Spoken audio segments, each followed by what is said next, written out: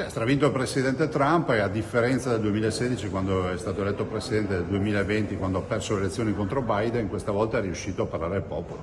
Tanto è vero che i voti si vedono anche sul fronte dei latinoamericani e dei giovani, gli under 30 hanno votato Trump. Ma capiremo poi quello che accadrà. Certo è che molte aspettative rispetto alla politica del presidente Trump ce le abbiamo relativamente alle guerre, alla guerra in Ucraina che rischia di diventare il nostro Afghanistan europeo, alla guerra in Medio Oriente e agli altri focolai di guerra nel mondo, ce ne sono 60. Dall'altro il presidente Trump si è presentato agli elettori come colui che non ha mai fatto guerre e porta la pace.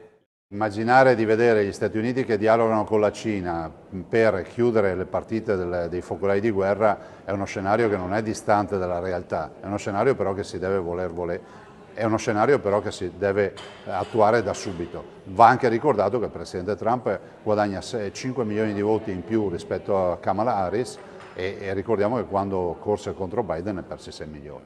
Ma guardi, l'economia è globale, il mondo è iperconnesso, è molto più piccolo di quello che conoscevamo noi, lo sarà sempre di più.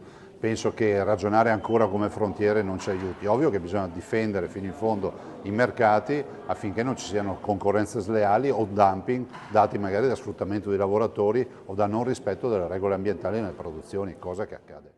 Noi preoccupazioni ne abbiamo sempre, storicamente e ciclicamente, però è anche vero che i nostri imprenditori non hanno paura di affrontare i mercati, li affronteranno e ovviamente coscienti del fatto che debbano avere al loro fianco un governo che li difenda.